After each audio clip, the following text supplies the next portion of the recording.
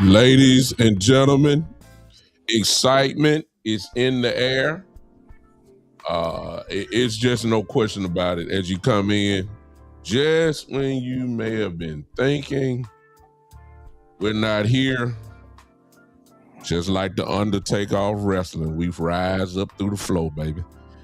Welcome one more time to the one and only, the Cowboys OG podcast, in which, as we've been trying to tell y'all, you know what? It's probably good that we ain't been on for a while because, you know, some of you, I'll just go ahead and just get it started. You know, ain't no sense of playing around. Some of you have just been living in a world of optimism and hope, all of that type of stuff. And if you remember the last time a lot of us were together, we just told you just sit back and just wait and then come back and holler at us because we told you kind of what's going to happen. And I be dang. Sound like old Big Time was right after all. I told you we just going to be just like this. We just going to sit here and just wait. Here we are weeks later, and you guys have to admit, there ain't too much change. It is what it is. But if you don't believe me, I got, hey, maybe some things have changed. We're going to talk about it, but the Cowboys OG podcast wouldn't be absolutely nothing without my brother Cowboy Joe right up there at the top. And then y'all, I'm sorry. Put your hands together for Cowboy Joe. Just so you know that. One of the great content creators and Cowboy voices in the content space. And then, of course, the glue in the middle there. The one and the only. He been working. I've been watching some of his stuff and reading his stuff. Mhm. If you don't know about that, something wrong. The one and only B-Bird, Cowboys in the building. Put your hands together for him. And then, of course, there's the non-optimist, me. And here I am, the one and only. Y'all know me big time. Y'all probably don't want to talk to me because y'all don't want to admit I told you so. and y'all don't want to talk to me. But it's okay. We're gonna try to get through this thing together, and we're not gonna even waste no more time. Hey, big time. Before you go, I just want to tell you, I'm not used to being not the least optimistic dude on the panel. I don't know how I'm gonna feel about this, man. Well, I mean, hey, I listen. I don't want to be this way, but when you're OG, we kind of seen all this stuff for years and man, years. we seen it before, man. And if all my evidence says this, I can't be pretending that it's that. Come on now. So it is what it is, and I don't want to do that. But and maybe some of you in the chat, and appreciate all of y'all that's in the chat. Y'all missed us, huh? I'm looking at all this. Oh my goodness, what is up, everybody? Oh wow, what's up? Some of y'all ain't spoke, but what's up to everybody here? We're here in the building, and let's talk about it. I ask you guys to share. That's in the chat. Hit that like button, please. Smash it a few times. Y'all, listen, come on, help us old guys out. We ain't been here for a minute. Least y'all can do is hit us with at least, wherever you're watching from, hit us with at least 20 thumbs up, thumbs, whatever, hearts, wherever you're watching from. Let's go ahead and just hit that. Welcome us back to the fold. I told you guys, when it comes to us three, if all three of us can't be on, then we're not coming. That's just a commitment we made to each other, and it just works that way. So it's not that we didn't want to come; it's just that we couldn't get everything together. So we finally got a chance to do it now, and here we are. So we're not gonna waste any more of your time. Ask you guys to share. I'm doing that presently. That's why I'm looking down. Hello to all of you that are on TikTok and wherever. I mean, we're everywhere. TikTok, we're on. The only place we are not on is Instagram. I didn't put it on Instagram. YouTube channels everywhere. Facebook, of course, Facebook channels everywhere. Grateful for all of you guys. Do us a favor and share it out real quick. It's been a minute. Let everybody know that we're back, and then we come with straight fire tonight. Get ready for it, all right? Let me move out the way. Let's go ahead and get this stuff, talk about it. Joe, you ain't had a chance to talk, so you can give your little introduction if you want and say whatever it is and go on, kick us off. So, man, I'm going to say this. We've been away, but the mothership connection has landed, ladies and gentlemen. I've always wanted to say that. I like that. But we're back, and I think we got a few things to talk about, and man, I was tied up with my fraternity, Kappa Alpha Psi, and my brother here, Bishop Douglas Brooks, also a noob. So we had the Southwestern Province here in Dallas, and we were the host. My fraternity. I saw them pictures too, Joe. Man, y'all, man, it was about 900 Kappas there. Good Lord. So we actually broke the record. We had 1,500. Yeah, man. And, Woo! So I'm 15. over 1,500. So I'm on the board of directors, so I had to be at every event. So kind of took me away for a minute, but I'm back now, ready to talk Cowboys. I do have some hopium to bring to the show. Oh Lord. We need it. So one thing we got to talk about is it's a rumor going around that Cowboys want to move up to take David Bailey. So we got to talk about that. I don't think that's a good idea. But I think it's a great idea. so. We got to talk about Mr. Bailey. See what you guys think about him. But that's kind of the scuttlebutt that we've been hearing today. So maybe we can just get into that to start off. What you think about that move if they do that, and what you guys think about that? Go ahead, B-Bird. You got it. Yeah. Hey, man, just like for the OG Cowboys, man, the life just be life, and like our lines, everything didn't line up, and here we are today, though, man, because we always want to be together, but sometimes, you know, our families come first, so we got to do other things, our jobs and everything else too. OG duties. I said that I would like to talk about some of the things that came out of the interviews with Jerry Jones. In the owners' meetings or whatever, because some interesting things came out of him and Stephen Jones. Not gonna get too much of what Shotty was talking about, but it's just interesting that this offseason and they're painting a real pretty picture on it, man. Like they just really bust the budget. But you know, I think as Big Time said, you know, it's been a womp to be honest with you at this point in time. Let's go ahead and start off. I ain't got nothing to say. I did mine. Let's talk about the Cowboys moving up. Joe, you the one that brought it up. What you got to say? Let's pass this around. Because mine ain't gonna be long at all. So y'all take y'all time on this one. Go ahead, Joe. What do you think about the Cowboys possibly moving up? I heard that where the rumor is that they're trying to maybe move up to number 3. And work with Arizona on some type of trade to go up. That's what's out there. What you think about it? So my thing is, and I want to get you guys' opinion. If I'm gonna move up, I'm moving up for Downs. That's the player I will be targeting. I'm not sure that Bailey is worth the number 3 pick. I just don't think this draft is that draft to move up to 3. Next year, you want to move up to try to get Colin Simmons, and that may be Jerry's, you know, way to you know, put something on this micro trade. But I'm just not I like the player. I like Bailey, but I don't like him at 3. I think Downs will be a better move. Your guy, Big Time, went to Penn State. He played for the Giants this past season. What's his name? Abdul Carter. I want to ask you, who's a better player, Abdul Carter coming out of the draft or Bailey coming out? Who would you say is better? Abdul Carter is not even close. And then, so Abdul Carter, when you look at the kind of season he had, I just don't know if he, you know, was just terrific, played that great. So I just don't think Bailey is that type of player.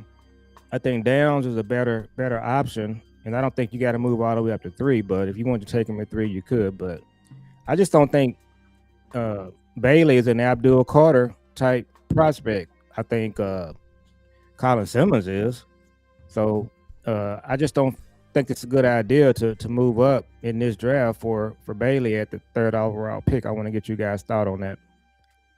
Well, I can tell you this much. I'm going to tell you, I do not like rookie edge rushers on a team that I'm building. Like if I'm Cleveland Browns, yeah, it makes sense. Because I can, you know, my team ain't gonna be good for 3 years. But rookie edges, man, asking them what we need on this team, we need impact now, man. And I don't see that guy being him. Abdul Carter wasn't even impact, and you say he's better than him. So it's hard, man. That transition. Izaraku got 16 sacks, man. His last year in college, but then when he came over here, he only got like I think 1 or 2. That's a tough transition for him to make, and we were putting a lot on their back. That's a pick when you building for the future, but piecing together, he's not that type player, man. I mean, I hadn't seen anything on him to say that we should move up for him. Again, you said Caleb Downs, which sometimes I don't know if y'all get this though in the draft. We have these guys like Caleb Downs that everybody at the start of the year be like, oh, consensus, he's going to be like he's best player in the draft. But after the draft goes on, the process goes on, then you have these other darlings that pop up and all this other kind of stuff, and it kind of washes away some of the, the Caleb Downs, star power. Don't get tunnel vision, man. Don't start looking around at everything else. Get tunnel vision. The guy at the start of the year that was going to be great, Caleb Downs, that was great, is going to be great in pros. Don't start getting these guys that pop up, you know what I'm saying, that do good stuff in the combines and all that kind of stuff. And so I definitely agree with you, man. We don't. It's not too many people I want to move up in this draft for. I'm glad y'all went the player way. I want to go with a common sense way. First of all, who started these rumors? Because it is a rumor. Let's not act like it's facts. It's a rumor, and during this time, this is when, because things are getting real quiet, and people are looking for clickbait. What better way to do that than put the name Cowboy attached to it? Yeah. To be honest with you, I agree with you guys. I don't see really nobody that is worth that much to move up. What we talking, 9 places in the draft? Yeah. Yep. Come on. I mean, and if it was a guy, those are the type of moves that you move up for a quarterback, or a for sure dominant pass rusher. Bailey is good, but if Bailey were in the draft last year, he wouldn't. I mean, he's probably still get a first round grade, but he wouldn't be, up there. He was not Abdul Carter. I mean, Carter was just unbelievable. Bailey, just based off of what we've seen, if you guys have studied him on tape, he's incredible in the past, but he's just not that. He's not as dominant against the run. And when you're talking about moving up for a guy like that, at least that's what my eyes have seen. I don't think he's just that great on the run. Be talking about moving up to maybe 3 or something like that. He may be one of the best pass rushers of this draft, but I mean, what is that really saying? And I don't want to take it from the young brother, because he's gonna be good. He can cause damage when he rushing. I'm gonna give him the credit, but not to move up 9 spots. I mean, that's a lot of capital that you're gonna have to give up just to go up there, just to move up there. And so the question is he worth it? And I say no. But even I'm taking further than that, y'all. What B-Bird said, Caleb Downs. Caleb Downs ain't worth that. Nah. Not when you got all these safeties in this draft this year. Mm-hmm. I mean, it's not worth it. I mean, you only do that if you go on to get it. If you want a Mendoza and you think this dude gonna be for 15 years or something like that, then I understand it. But other than him, I can't see none of that, man. That's just me. So I think it's a bunch of clickbait. I don't think even the Cowboys, again, the fan base may want that, but we are still talking about Jerry Jones, Stephen Jones, and they're not going to want to pay that price. I mean, you would almost, to me, this is my opinion. Exactly. To be honest with you, it would kind of kill the significance of having the Michael Parsons trade. Yeah. I mean, you would ruin the whole trade if you did something like that. So I don't even want to entertain it. I see Kale's in the building. Kale said we don't even have no draft points. That's true, because if we had the draft, I got the draft chart here. If I were to throw it up, you would have to see how much the 12th pick is worth, how much the 3rd pick is worth, and then of course you just can't do a straight up trade. You're gonna have to match something else with that to equal up the number of points it would take to get to the 3rd round. I mean, to the 3rd pick. I'm sorry. So and like Kel was saying, I don't think we got enough to get the job done. It's not even worth. I think it's just a bunch of good stuff for content creators, of course. But I would love to know who put this mess out here, to be honest with you. Let me say this big time, because I don't know if I was on a Law show. I wasn't on the show, but I commented to somebody's show, because I kind of figured this out a long time ago. I'm gonna say something that when I said it on the show, nobody really kind of understood. Anyway, let me say this: the Cowboys don't move up in the draft; they move back in the first round. The last time they moved up was Claiborne. So the likelihood of them moving up, man, is slim to none. They don't like doing that. They like moving back. They don't like moving closer to it. So what you're saying is correct. It was pretty much just clickbait. Hey, you attach the Cowboys name to it, and it's going to go, because historically they don't move up in the first round. Thank you, Kels, for putting that up there. Like I said, I got the draft chart, but I don't like to put it here on the show thing. But our 12th pick is worth 1,200 points. You still got 1,000 points to get to move up to 3. So that means you had to trade dang near the 3rd round pick probably, and ain't no telling how much that is worth, and it's not worth 1,000, that's for sure. Which means you have to add on some more picks, maybe a player or whatever. It's not worth it. Nah, it's like you said, ain't nobody up there worth that. This ain't that draft. Nobody, except the quarterback. If you love Mendoza, the quarterback. That's it. That's the only person for something like that. Joe, you can add to it. Go ahead and add to it. I mean, I tend to agree. We kind of in there's an OG phrase called trust but verify. So that's kind of where we are right now. I think the story actually was from Todd McShay, but again, it was. Kale put that in there on there. Thank you, Kale. Yeah, it's a trust but verify situation. But I agree. I just think that if they stay where they are, there's a possibility that Downs or Bain could be there at 12, and so we can pivot on from that real quick. Jump on that, because this came out today too. Or what was that? Look there. Look at the comment. Wow, really? Yep.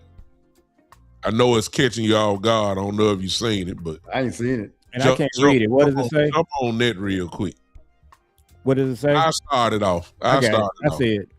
You better be careful. They got swapping Pickens and Marvin Harrison Jr. No.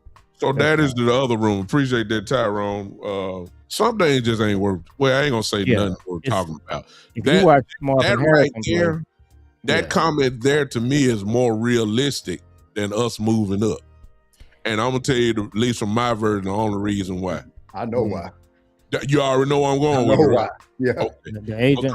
Because well, let me add 2 reasons. Number one, on a lighter note, has Jerry talked to David Morligetta yet? Nope. Ain't talked to him yet. Okay. Well, that's reason number, a light reason number 1. Number 2, and most importantly, I tried to tell everybody, and I just don't see it. It would shock me if Pickens get a long-term deal. I just don't. I told you that, it's going to be the franchise tag, take it or leave it this year, and we'll revisit the situation later on or whatever. I just don't think they're going to make a long-term deal with Pickens. And I don't, one thing about it, I know David Morligetta is working, but I wouldn't be surprised if he's finding out that Pickens is not as popular as a lot of people keep talking on TV. Because if he's throwing around $40 million, I don't think he's gonna get that. I just don't. I don't think it's a price, right? Because I think people have used that before and saying, yeah, the agent's going out there. He's not getting nobody to do it. It's not that. It's that you have to give up $40 million and 2 first-round draft picks. That's what the issue is. Yeah. So if he's a free agent out there without draft picks attached to his name, it's easy. He's easy. But the fact is, so I don't think that he's not getting offers is a reflection on his talent. I think it's a reflection on the situation. The Joneses kind of understood that, man, they're not going to pay him and give up, 2 years. Yeah. And Tyrone Church, that is exactly why. Bingo. Why they like him. That's right. That's why they love him right there. Yeah. They love cheap guys. Yeah, exactly. And when you finish talking, that's what I was going to say. I think it's a cheap way out, if that's what they're really entertaining. I really don't think that's the case. I do believe Jerry.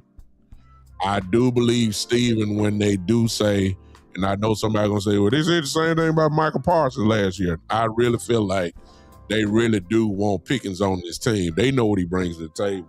And I'm not so sure about Marvin Harrison. You know, you got to do more than one game against the Cowboys to show me. I know he having Dak would make him better, but That's the only game he showed up in. Yeah. I mean, he hasn't been that good. Yeah, he's good. It's just who's his quarterback. Absolutely, you're right. A lot of times, some of these guys, Harrison is good. I give Harrison credit. Because remember Pickens, right? Yeah. He knew what he can do when he got a good quarterback. So. He got a good quarterback. So I'm not doubting Harrison at all, but when you start getting into logistics, if you want to say that, of the contract, Harrison does look a little bit more attractive than having the headache of dealing with contract negotiations with Pickens. And that's really all I got to say. But I just think that when we start getting cheap, is just cheap. What do you think about that, Joe, real quick? I'm sorry. Yeah, go on. I did want to point out that we've always talked about Jerry kind of lurking in the background, Arkansas Jerry, from that picture we saw back in the 40s or 50s, whenever that was. Oh Lord! So he's always lurking, and so in the last few days we've heard him talking about mommy daddy games again. He also talked about just wanting to talk to Pickens without his age. I think he was half kidding, but people. It wasn't funny, but yeah, he's always lurking, so he can absolutely just come in and do the same thing he did with Michael. So you got to take that. You definitely got to think about that. But yeah, he's talking about the mommy daddy games. This mommy daddy thing, and Clarence Hill was talking about this on the show on Friday. There's some things about this mommy daddy thing that he's saying, and people need to kind of understand what he's saying. And B-Bird, you know what I'm talking about. Yeah. You do too, big time. So, but yeah, the fact that he's coming back to this mommy daddy thing, it just lets you know that he's still there. He's still that guy. Yeah, he's grown men, man. All right, B-Bird. One thing, and I'm a Mulligetta defender, because you said something. You said a headache, and I kind of don't like that one, because the negotiations don't have to be a headache, right? It is, and then when we attach that to Mulligetta, we're saying that he's a headache, but he can't be because Jerry's never talked to him. Bingo. And so, I want to clarify that, but I did kind of want to move on to something, man, if y'all don't mind. Mm-hmm.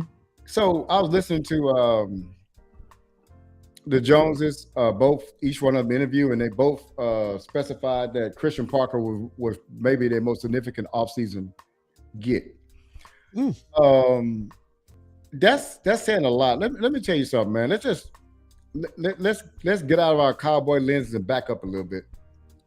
This is the first time defensive play caller, man, coordinator. He may face some bumps in the road, man, and so. I don't like putting all that on him. I don't like that being what they're saying, like, oh, all we needed was a new defensive coordinator. No, we need better players. And so I was talking to somebody I was talking to my son, I think. And I said, so player acquisition and coaching, they don't have to necessarily be melded together. Like, okay, let me say this. So if I have outstanding coaches, I don't need that good of a player. I can coach them up. Or if I got great players, my coaching can kind of, don't need to have better that good of a coach. So I say that you should operate. Okay, so let me tell you, this is going to be a simplistic term here, man. And some people might not even understand it. So I was coaching my son's youth football team. I was defense coordinator. My coworker was the offensive coordinator, and this team was really good, man. One of the players, tight end, was the number one player in the nation as a tight end his senior year in high school. We had three good running backs. Two of them made all district their senior years, and then 4 guys got scholarships off basketball. One of them baseball. So it's just athletic team. We were just way better than everybody, right? So we sitting there, man. Nobody really had scored on us all year, and I walk over to the offensive coordinator, and I said, man, you know what? All you really got to do is just sweep right, sweep left, and we win the game. And I said, how many plays you got? I said, I got like 50 or 60 plays. I say, what? He said, yeah. I said, but man, we got the best team by far in the league. He said, man, look, he said, their talent don't dictate how I approach the game. I don't care. He said, I approach it like I ain't got nothing. And so what we basically had, we had great coaching. We had the most plays in the league, but we also had the best players. So we was unbeatable. But that always stayed in my mind. I was like, he's right. Just because one's great, that don't mean the other one you can just slack off on the other one. You know what I'm saying? So if you really go back, and we all three are old enough to remember the 90s, I want to ask y'all a question. In our run in the 90s, did we have the best talent? Just a yes or no question. I'm gonna say yes. Yeah. Yes. Did we have the best coaching? We had great coaching. You see what happens when you put both of them together? Mm-hmm. So you should never be like, well, we're gonna depend on the coach to coach him up. No, you go get players and let them coach him up. That's why they say that great players make what? Great coaches, y'all. Yeah. And so that's why I'm trying to tell everybody, man, like, you should never slack off because you got a good coach. You should never slack off because your offense is good. They're gonna carry my defense. No, get good players and then you put them into a system and then you'll be successful. We just both said, all three of us said that the last time we had the best talent, the best coach, we won. That's what's winning, man. And so what I'm telling you is that I didn't like all the things I heard about, but Christian Parker, boy, we're so glad we got him. And that's great.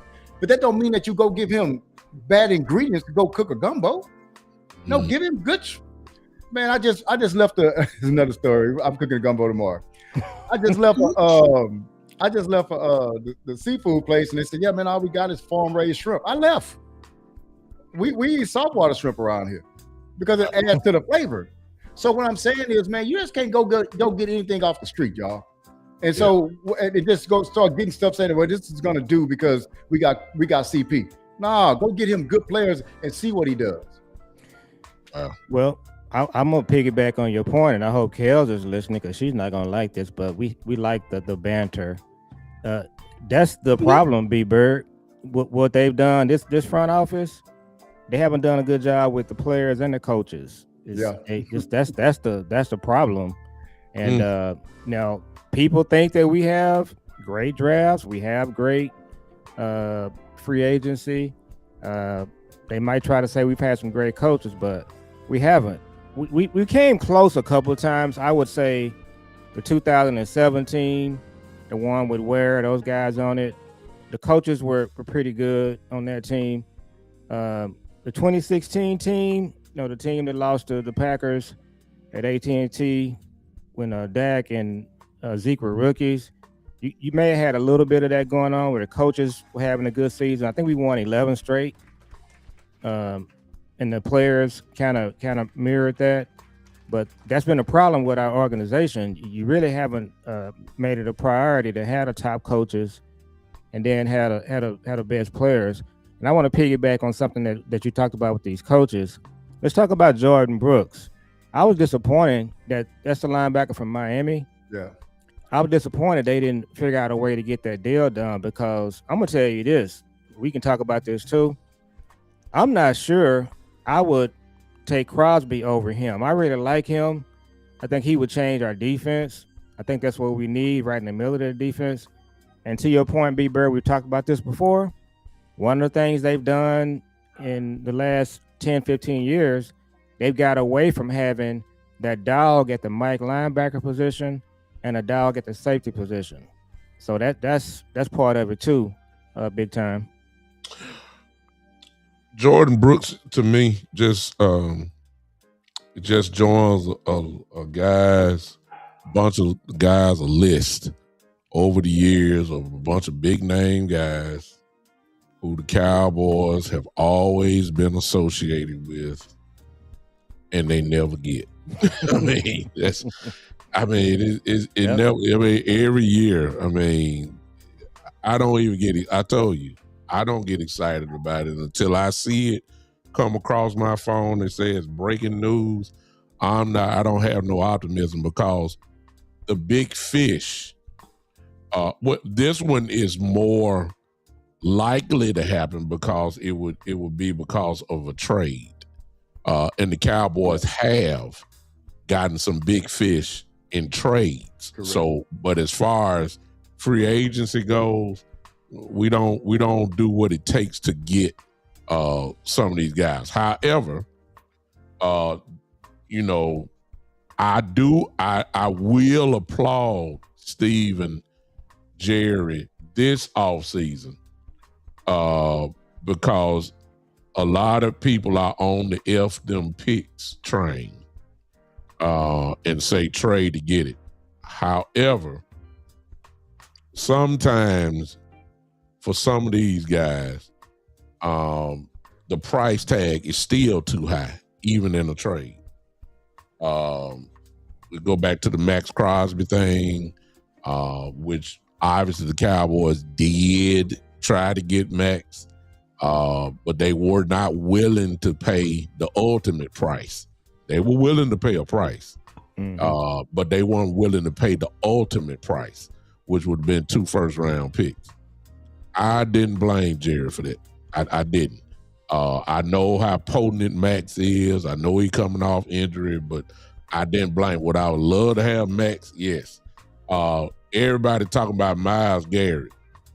The fan base talked about Myles Garrett. I didn't hear nothing about the Cowboys really trying to get Myles Garrett. Or once they shot it down, Cleveland shot it down, Cowboy fan was going completely crazy. You know what I'm saying? They went completely cuckoo about Myles Garrett, and Cleveland ain't even put him out. You know what I'm saying? So, you know, this is just what we do. And so, again, when we started talking about Jordan Brooks, excuse me, did Miami say Jordan Brooks was open for trade? I didn't know that. I know the fan base started dreaming and putting picks together and all that kind of stuff. That's why I say I'm just sitting back. I'm not moving.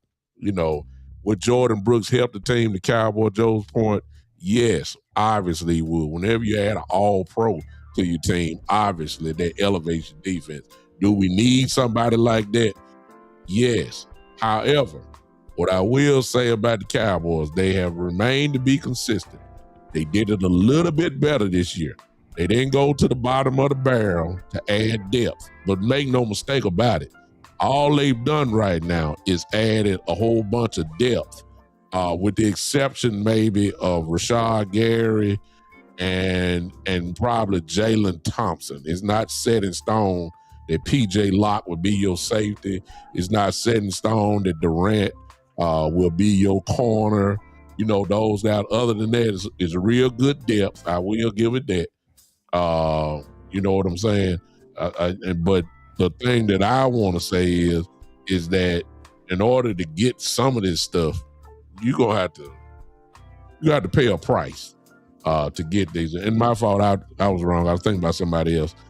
Brooks was talked about, and Miami declined. So we move on. But what I want to say is the Cowboys love to make a splash in the draft. You know what I'm saying? That's where your sexy gonna come from. They've done this for years. We get depth, and then they hope that they, you know, the position that they're in at 12, 20, who knows what else they gonna do. But the sexy, because everybody has these names that we want on defense, and it's gonna come from that. And you guys are gonna be so hyped if we get one of these, you know, top 7 guys, or they may fall to us. You're gonna be hyped about it because it's a name, one of the big names of college players, and you're gonna be excited. I may be excited with you, depending on who it is. But that's their version of sexy. We got the name. It's just a rookie. That's how they do things. They don't really, you know, some of these names that we got this year are real solid players, but they're not household names. Everybody says Kobe Durant is real good, and I think he is after looking at his film. Yeah, he wasn't one of the top cornerbacks that your name, his name will come out of your mouth as saying one of the better cornerbacks in the league.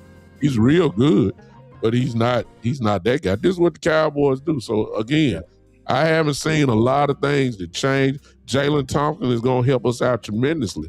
But if I was to ask you to name the top safeties in the league, Jalen Thompson's name wouldn't come up. Yeah. You know what I'm saying? Yeah. Not till maybe about the middle of the pack or something. This is what we do. This is how we've operated. It's not the total, but, you know, it ain't the crackerjack free agents. But, you know, we didn't go to the thrift store this year. We did shop at Target this year. I'll give us credit. We didn't shop at the Salvation Army, okay?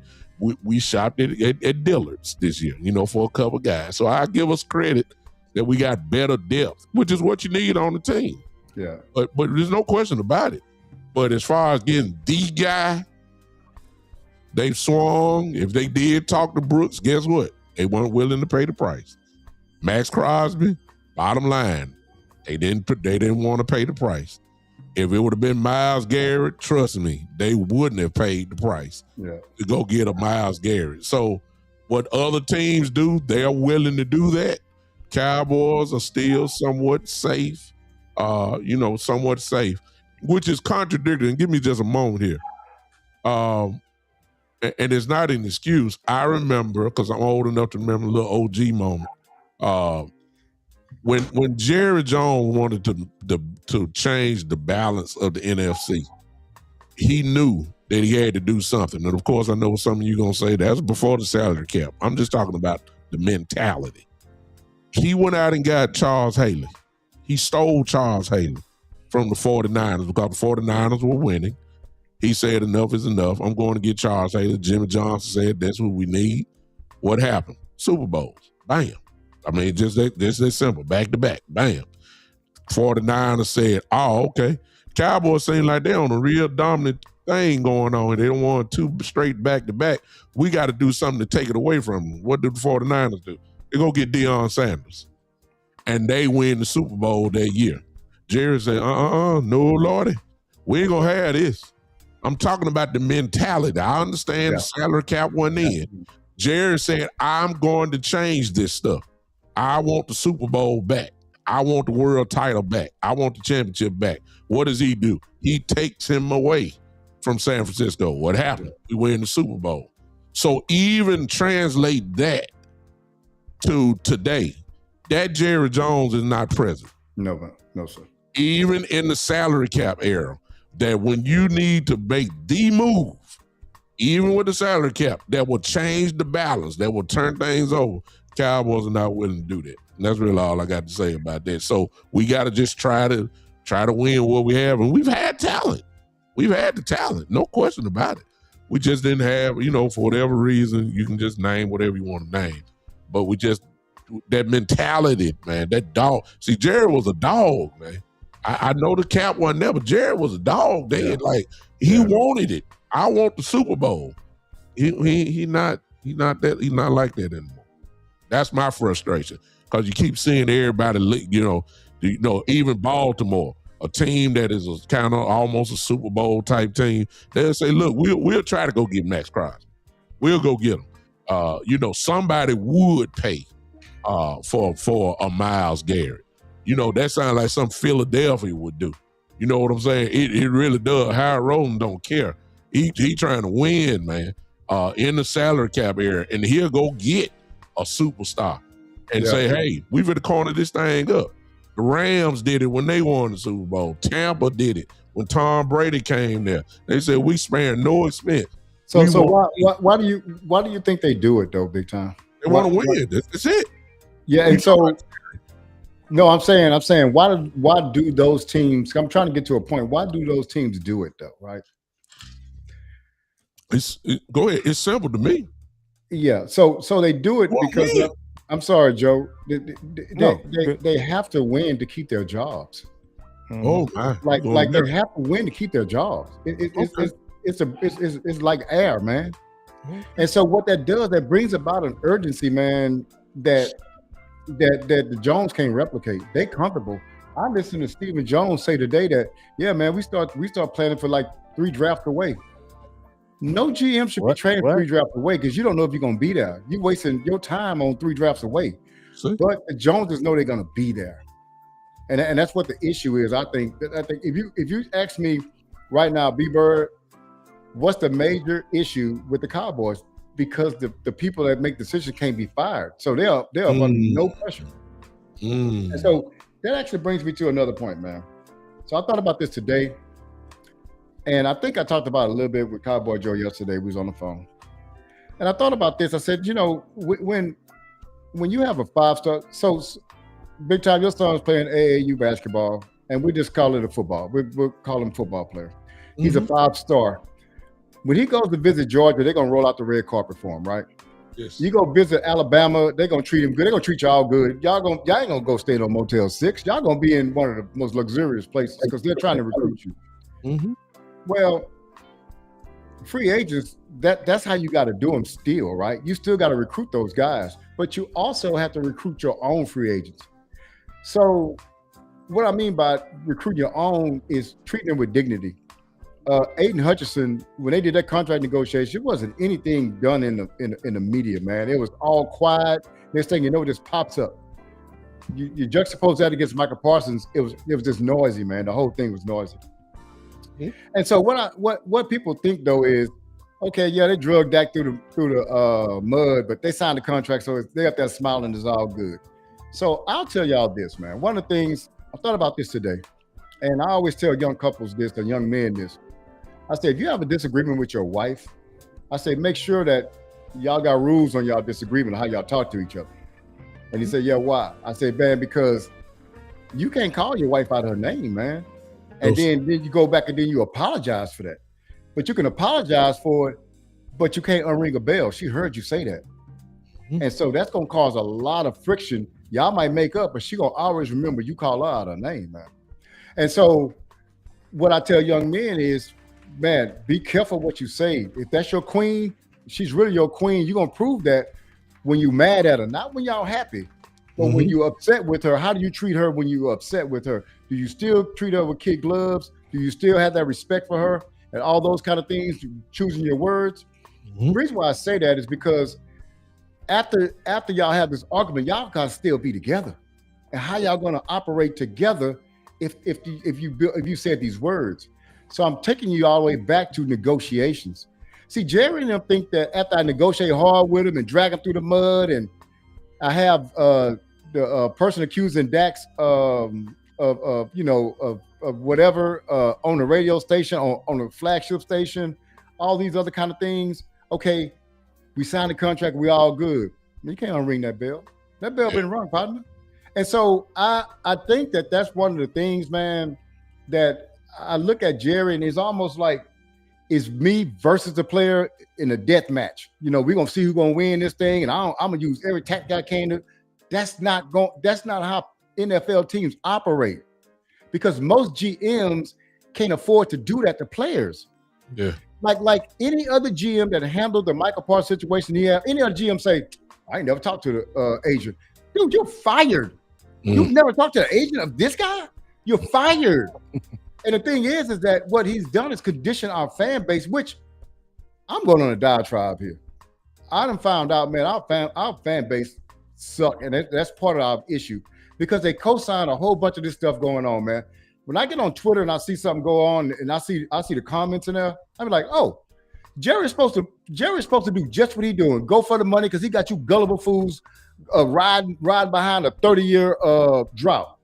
Yeah. Y'all so gullible. If y'all would actually turn and put pressure on this dude, he might turn it around. But since y'all be like, yeah, Jerry, go get him. Y'all trying to win. Watch this. Y'all heard this before. Some of these fans trying to win culture wars. They're trying to win culture wars. Mm-hmm. They don't care about winning the Super Bowl. They just want to get the players. I want to just Pickens ain't going. Come on, dog. We need. Remember what I go back to? You need great coaching and great players. Yeah. This thing that we signed this offseason is going to help us. But man, you got to get a great roster. Philadelphia won because they had a great roster, man. Mm-hmm. You know what I'm saying? Players win in this league, man. Not just coaching. Give the great coaches great players. Just see what happens. Stop running your great players away. Stop. And the thing is too, and this is my last thing. I looked this up. You know who uses the franchise tag more than the Cowboys since 2015? The answer is nobody. Yeah. Because nobody can afford to put a guy at $27 million against your cap and just sit him up there, because if I did that, it's going to hinder me from getting other players. But the Cowboys don't care because they're not really trying to get those kind of players anyway. Yeah. So I said at the start that they were not going to be that active in free agency. And people say, why? Because if you're going to be that active, you lose that money up. And when you sign Pickens or traded him, you get him out of here, because that $27 million against your cap is going to limit you. Yeah. But anyway, man, that's it. Thank y'all for letting me go on that diatribe, man. I don't usually go that long, but I had to get that off. I like it. No, Go ahead, no, Joe. you're good. So the culture, we people talk about it a lot. The culture for the Cowboys is Steven and Jerry. That's the culture. And to your point, B Bird, back in the '90s, he was a gambler, but he's doing the opposite now. The Michael trade, kept referring to the Michael trade as a Herschel Walker trade. The Michael trade is not the Herschel Walker trade. The Michael trade is the Charles Haley trade in reverse. So you're trading Charles Haley when you trade Micah. And it's frustrating to me when the media meets with him and he talks about the Herschel Walker trade and the Charles Haley trade, and nobody just stops and tells him, you just did the Charles Haley trade in reverse. So that's who we're dealing with now. And I agree with the thing with Brooks. If you're all in, you should have been able to close that deal. I don't think it would have taken a whole lot. So hopefully they can revisit that. I want to tell you guys, so I'm looking at a couple of mock drafts here. And right now, I'm going to ask you, Big Time and B-Bird, we got to get players. Right now, it's got us taking Dylan Thunderman at 12 and Messador, Big Time, at 20.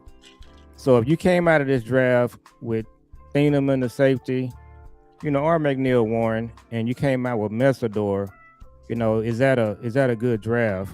Because I think that's where we are, B-Bird. You got to start looking at what we're going to draft, because I think Brooks would be one hell of a trade. Do I think they're going to do it? I don't, because he's not gambling. He's very comfortable with the draft and the picks and all of that stuff, but that's where they got us going. And in this scenario, Downs is off the board, Bailey, Ruben Bain is off the board, Love. I think myself, what I'm looking at right here, this is what's going to happen. I'm just thinking that we're going to get to 12 and you're going to just pick someone. The same with 20. And so Thieneman and Messador, what would you guys think about that draft? Well, I'll go quick. Thieneman drafting at 12, that's too high. If you want to be technical about it. Because the truth of the matter is, you're going to have higher ranked guys on the board, higher than Thieleman, and a lot of those guys obviously are going to be offensive players. So let me tell you who's left on the board. When you get to 12, according to this, and I like these guys draft. They, for the last 3 or 4 years, they've nailed a draft. I'm talking. Hey, what you looking at? What you looking at, Joe? Just let me know. It's Tankathon. Tankathon. Okay, thank you, man. They've been on it pretty good. So this is what you have left, Big Time. If you don't take Thieneman, you got Spencer Fano, the tackle from Utah. You got Kedrick Falk, the edge from Auburn. Now, I want to ask you guys about this. Jamad McCoy is going to be there. But Big Time, when they get to 12, it's not a whole lot left. It's just not. If all of the magnificent 6 or 7 guys that everybody's been talking about is gone, now you're in a position, because Cowboys have been, fan base. Let's just be realistic. That's why you've been hearing Coach Schottenheimer in his interviews, at least, start talking about with the idea maybe of even going offense. But we've been so drilled in our heads saying we just got to have defense in the draft. We got to draft. Defensive draft. But what if your guy's not there? Are you going to reach? Guys that should be at 23 or 24, are you drafting them at 12? Isn't that considered a reach? Last time I checked, you don't supposed to reach in the draft. You're supposed to go best player on the board. So, for instance, let me say this. Those receivers probably will be there. Some of them will, at least. Jordan Tyson is. He'll probably be there. So my question is to the Cowboys, who you got ranked higher on your board? I'm just saying. Is it the receiver? Because y'all keep talking about BPA. Okay. But BPA says that your board probably going to have this receiver higher. I'm not saying we need to. I'm not saying we need him, but I'm not gonna. We didn't need C.D. Lamb either back when we drafted him. He just fell in our lap, and we drafted him. When we start talking about the dude that you just said before, the kid from Utah, the tackle. Listen, the Cowboys are very much known for getting a guy that plays on one side of the ball and try to switch him to the other side. So when I say the offensive lineman, if I say, well, what do you think about BB? Everybody goes, okay, he's good. Okay. What do you think about Booker? Oh, he's good. We good. What do you think about Tyler Smith? Oh, he's good. He's good. What do you think about Steele? That's where the drama may start a little bit, but most people will say Steele, we can win with him. But if I say, what do you think about Tyler Guyton? That's where everybody gonna start saying, I don't know. He done got benched by the last two coaches. He taking himself out of games at times. Yeah, he stay injured and all that. So if you got that tackle that's there, and we all know how much the Cowboys love offensive linemen in the first round. This is just history. I mean, come on now. Why in the world would we think that we wouldn't take a tackle? I'm just saying. I think it's wide open, to be honest with you, because Thielemann, even though I would love to have him, but getting him at 12, that's Well, that's the problem with this draft, guys. It's not you picking the wrong year to have two picks, and this draft. Yeah. It's just wish we had him next year. Yeah, so I'm thinking about next year. I'm thinking about Colin Simmons. He will be your answer for trading Micah. You pull that one off, but we know what they do there. But yeah, this draft, if you look at it, guys, I think this is what's gonna happen. You're gonna get to 12, and this is what you're gonna be looking at. You're gonna be looking at your offensive tackle, Jordan Tyson, the receiver. And that's kind of what's going to happen. And then when you get down to 20, it's going to be even worse. Let me throw this up since you just said that. And what's up, Tuck? Yeah, what's up, Tuck? One of the legends in the building. Appreciate you. What's up, J Tuck? Appreciate you coming in. Listen to this.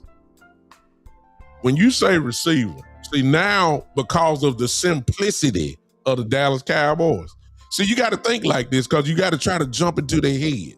Mm-hmm. All right. So if you're drafting, who you say it was, Tyson? That what you said, Joe?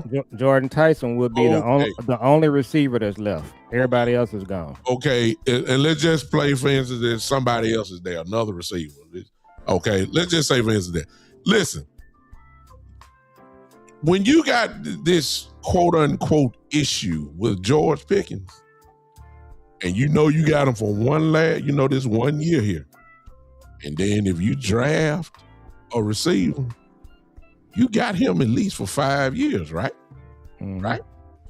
Wouldn't you consider that insurance for Pickens?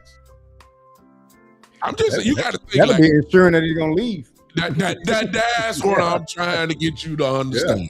Yeah, he's gone. So it's deeper to me because this is something I know they would do. Yeah, I feel like they would do that. Not saying that the Tyson's not a good footballer. Everybody has seen film on him. No, he's a bona fide dog, great receiver, at least out of college. But the Cowboys would be thinking at another layer, like, if Pickens throw up another, all-pro year or another Pro Bowl year, he gonna ask for 40. You know what I'm saying? And we ain't gonna pay him that. You know what I'm saying? So if Pickens have another good year like he had last year, if CDs of course stays healthy, then I would suppose that Pickens' numbers would go down. A reason why Pickens' numbers went crazy is because CD went down. Everybody knows that. But it would be almost like an insurance pick to me, because I really believe they'll be saying, look, we already done picked Tyson now. Now, please, go on sign this franchise tag, man, so we can go on get this season. Because we ain't owe you no money, because we got to work this kid in and see what he got. You know what I'm saying? I'm serious. That's the way I feel about it, at least on that. So CD was the beginning of the end for Amari Cooper, if you really think about it. Bingo. But I think I'm gonna go even deeper. If they was to draft Tyson, they'll trade Pickens this year. I wouldn't be surprised. It's still a lot of stuff to be done. Let me tell you why. Remember what I said? No, this is a statement I always say. No GM has the right to look 5 years down the line because he don't know if he's going to be there. Oh. Like that's why they're so short-sighted. That's why urgency comes in because I don't know if I'm going to be here. I got to win. The Joneses can look 5 years down the line, and so that's why they like to keep on getting these rookies in, these rookie contracts in because they're cheap. Mm-hmm. And I'm getting this quality talent cheap. And so that's what they're doing. What it is, they're just trying to do a conveyor belt. Every year we're just gonna draft, and then when the contract gets to 5 years, we're gonna either let them go with, then we'll draft some more. Just keep this thing going and keep the money train going. That's what they're thinking. And so you're absolutely right. I just think it'll happen faster than you said. I think they traded him this year because even with this tag, a team could still come and say, "Hey, we'll trade a first round draft pick, the 28th pick for Pickens." What y'all say? Wow. And they can still do it. It don't have to be 2 draft picks. 2 first rounders, but it could just be 1. The Cowboys can actually agree to that deal. You know what I'm saying? So I think they would actually do it this year. Yeah, awesome. So your other option is Kenyon Sadiq. I would definitely think about taking him. The Cowboy fans on Twitter is not gonna like that, but Kenyon Sadiq would be somebody that I would look at for sure. Oh my God! I love. Oh yeah, man. You said offense. I'm sorry. I'm gonna say this real quick. You said offense. I look down the line. I say, "Oh, Sadiq." But go on. Yeah, I think he would be the player that if you're gonna reach at 12 and take, I think he would. I would myself probably have him over Jordan Tyson. But Joe, but check it out, Joe. Mm-hmm. Don't mean to break it. He really wouldn't be a reach because he's ranked right at 13, 14, depending on what publication you want. So at 12, it don't look too bad at all. Thielemann would be somewhat of a reach if you drafted him at 12. But go ahead. I will say this. This is the part that is a downer. I'm 100% for sure that they would take Thielemann over Jordan Tyson. Or Sadiq. That's been our problem, guys. We just don't. This organization, we call them choir boys. They turned it around and they flipped it on us, and they call them right kind of guys. Yeah, that's our culture. So Dylan Thielemann is a right kind of guy. Yeah. Kenyon Sadiq is a dog. Jordan Tyson is a dog. Yeah. And I'm gonna just take it a step further. I'm gonna go past what you guys said. You know what I'm gonna do, B-Bird? Yes. If I'm the general manager of the team, what Jimmy would do? Jimmy would say, we're gonna get Pickens signed. We're gonna draft Jordan Tyson. And on Sundays, I'm pulling up to the stadium, getting off my bus. It's gonna be CeeDee Lamb, Jordan Tyson, and Pickens. And I'm gonna say, we coming in to put 40 on y'all. You gotta stop us. Yeah. That's what you gotta do to win. They do not do that. They don't do it monetarily. They don't do it from a mental standpoint. Their culture is they'll just take Thielemann and we gonna just have the right kind of guy and we gonna come out here and trying to fit the screen. But that's what they would do. So no, I'm taking Jordan Tyson or Sadiq, and I'm getting Pickens signed. And you can do that. Let me cause some controversy. And Chad, I need y'all to join in. We got a lot of people in here. Appreciate all you guys. Everybody hit that like button for us if you do not mind. We rarely bring up cash apps and everything, but if you want to, you can go. I got to get my guys cash apps here as well for that. But hit that like button for now. Let me throw some controversy in. There's a name that just depending on what your preference is, that probably will be there at 12, perhaps. And that is Mr. McCoy from Tennessee, who before his pro day nobody was giving him the credit. They knew what he had on tape a year and a half ago before he tore his ACL. He did not play last year at all. The way I look at that is he tore his ACL. He had his year of recovery. Okay. That was his year. He didn't play on it. He comes back. He runs a 4.3 40, 4.39 or 4.38 40. Looks somewhat impressive. If he never hurt his knee, everybody knows he's been a first-round pick, high first-round pick as a corner. There's a good chance he will be there. Mm-hmm. What do y'all feel about Mr. Gerard McCoy, who everybody says, you know, he's a lockdown corner? And Lord knows we wanted another corner, but I already know what some of y'all gonna say, no more injured players. He's a little different. Just from the aspect, he's not coming off of ACL. He didn't play last year. So he's had to recover. He does not have any film, however, of him not playing. So the way I look at it is he's good to go day one because he's had that recovery time. And so he answered the questions. Vertical jump is high. He runs. I'm not saying I'm picking him. I'm just saying he's a little different than Revel because he did have a full year, and he comes back now, and his knee is probably wherever he is now. This is probably the best that his knee is going to be at. And so I just want to know what y'all think. Chat, y'all chime in. Do you even consider getting Gerard McCoy? At which pick though? You say Big Tom? A lot of people are saying he can go 12. I don't think he'll last. I can tell you that my first thought would be, like you tell me, yeah, he's coming off ACL. I would say, man, we've had bad, and Revel just kind of, that kind of soured me on that. I don't like to see a guy out there with a knee brace playing cornerback.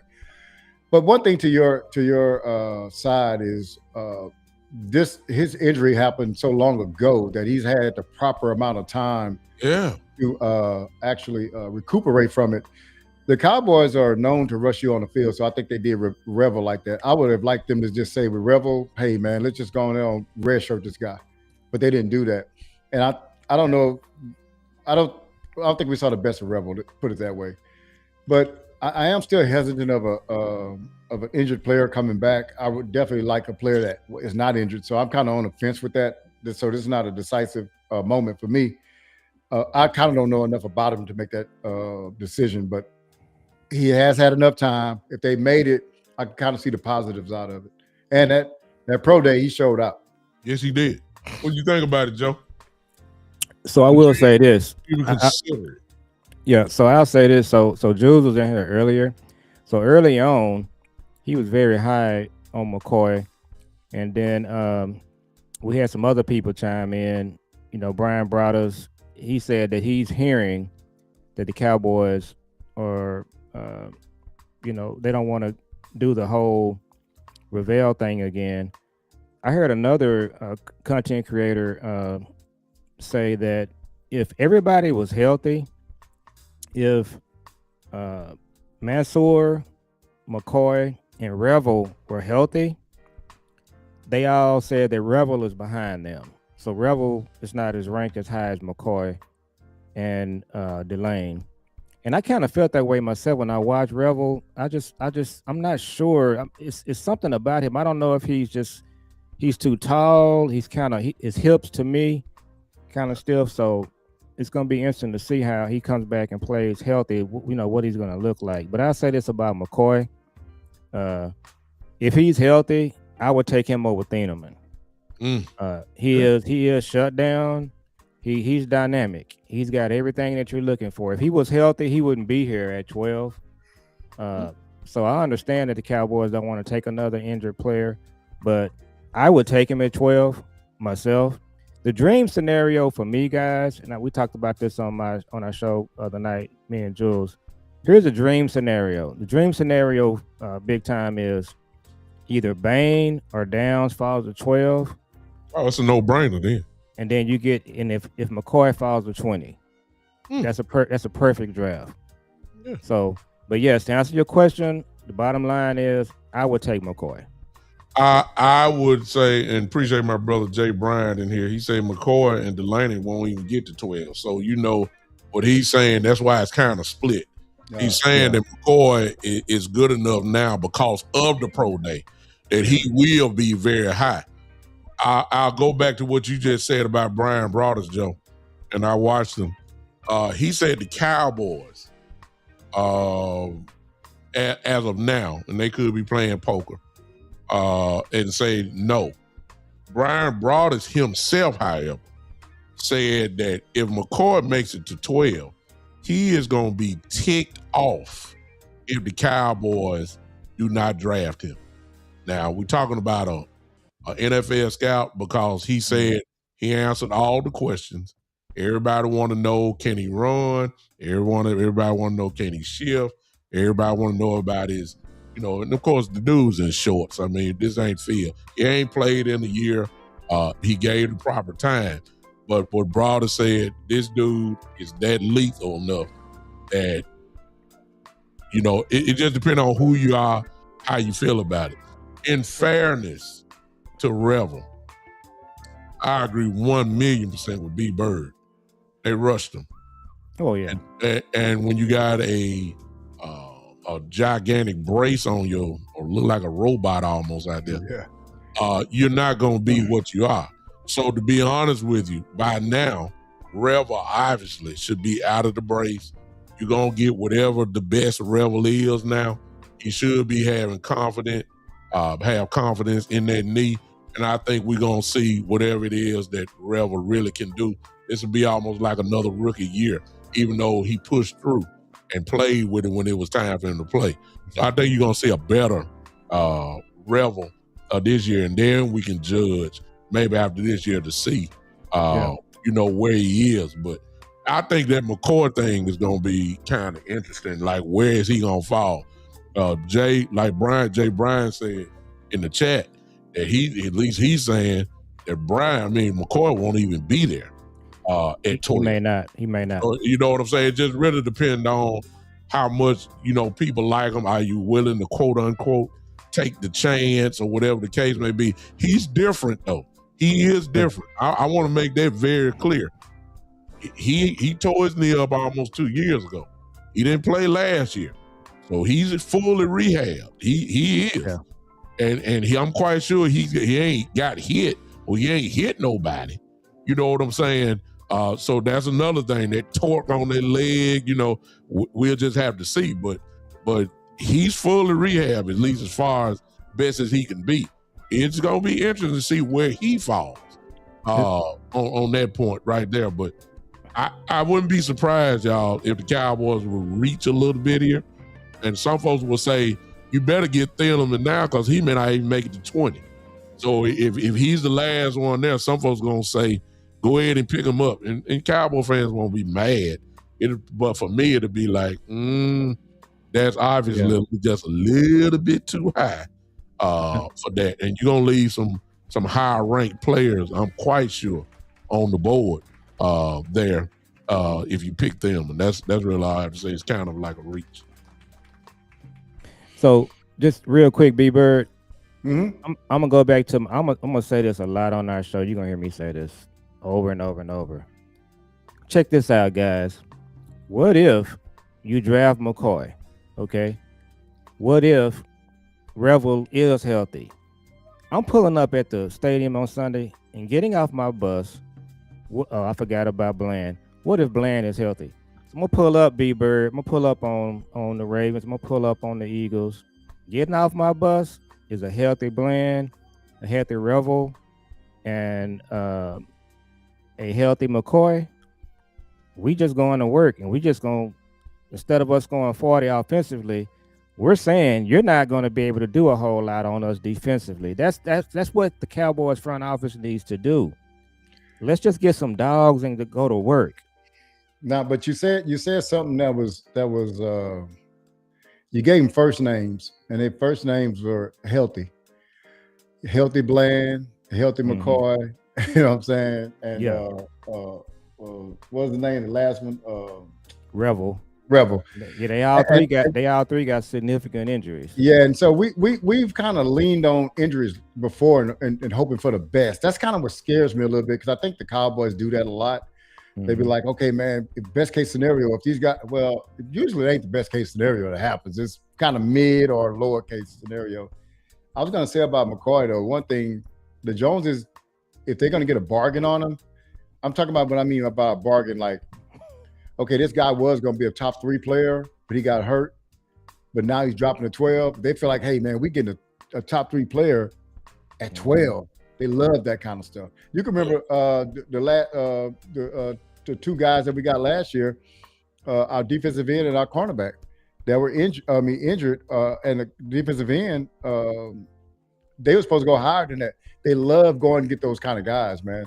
So if you really think about it, they do a lot of, they come back and say, hey, man, we got this guy in the 5th. He's projected to be a 2nd. So they love that kind of stuff. So with McCoy, if they see him as a top 3 player before he got injured, and he's sitting around there at 12, they could definitely get him.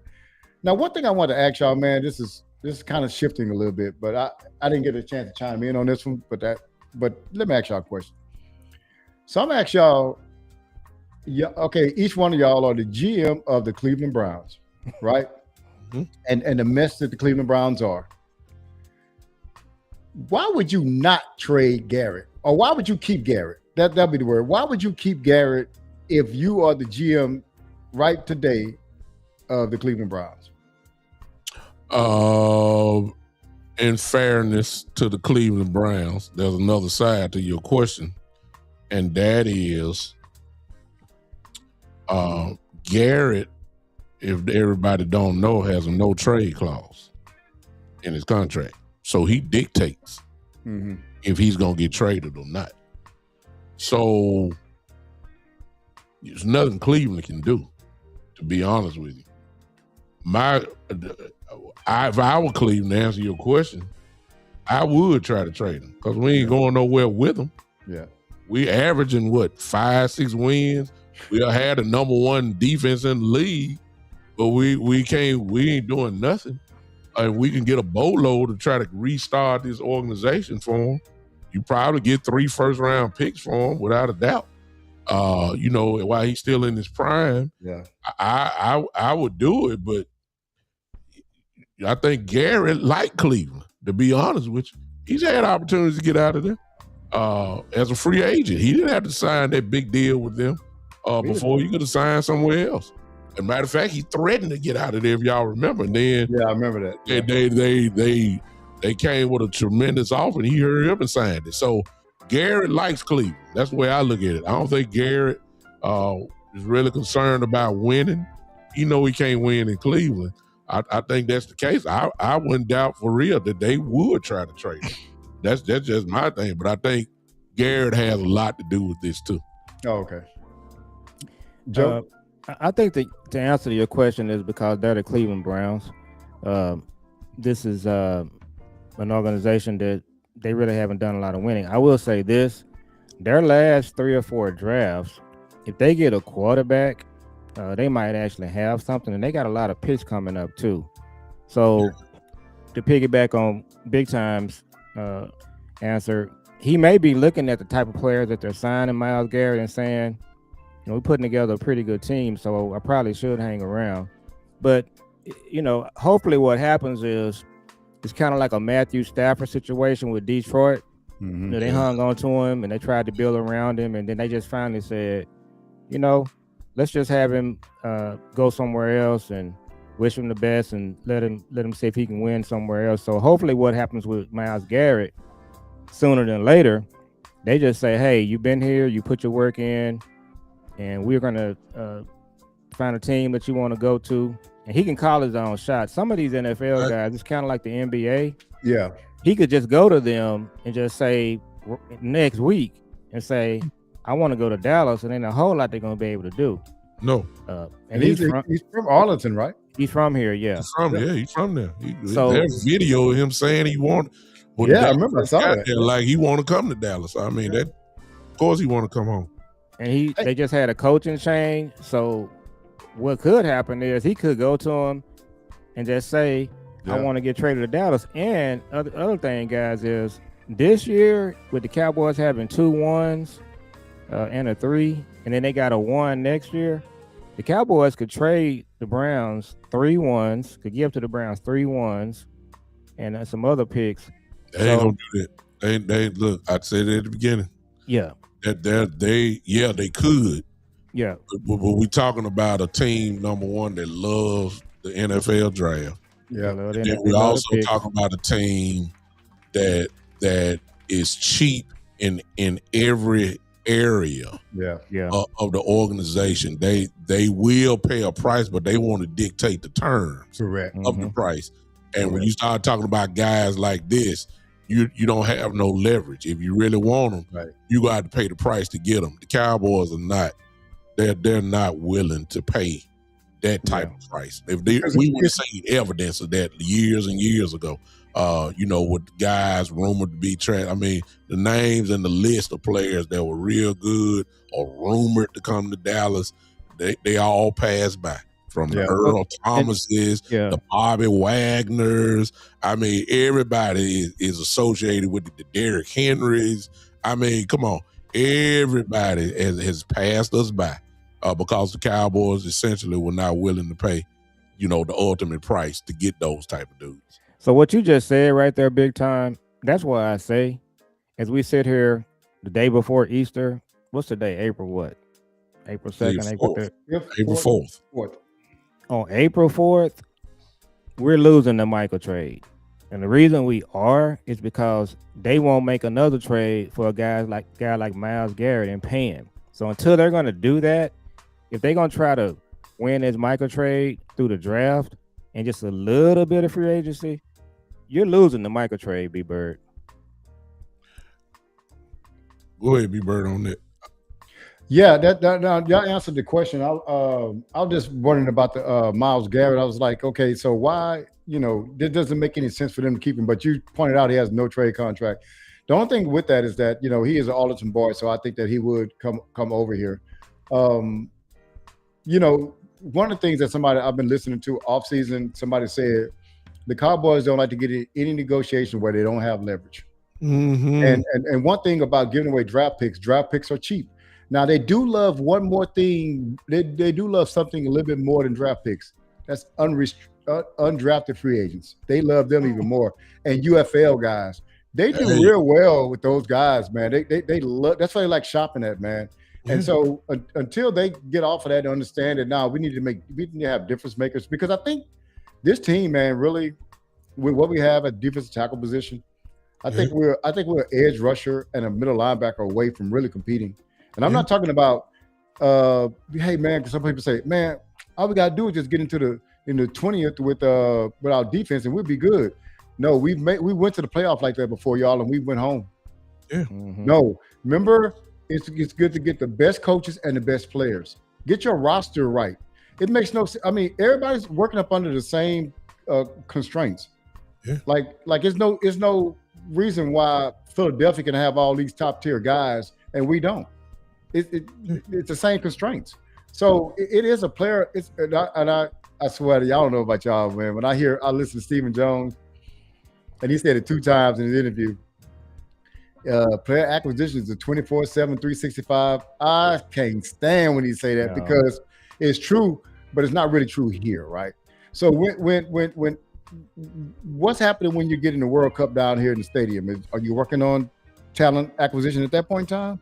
You know what I'm saying? What happened when you get motocross here? Are you working on it at this point in time? You're not. And so it's just kind of, when he says that, it sounds good. It's a good little catchphrase, but it's not actually what they do. Yeah. If it was true, they'd have Jordan Brooks on his roster already.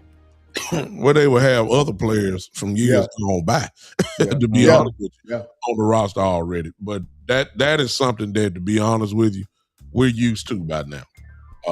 If you're following, what we do is have a whole bunch of hope and all that, because everybody, whatever free agent or if there's a trade rumor, Cowboys name automatically first.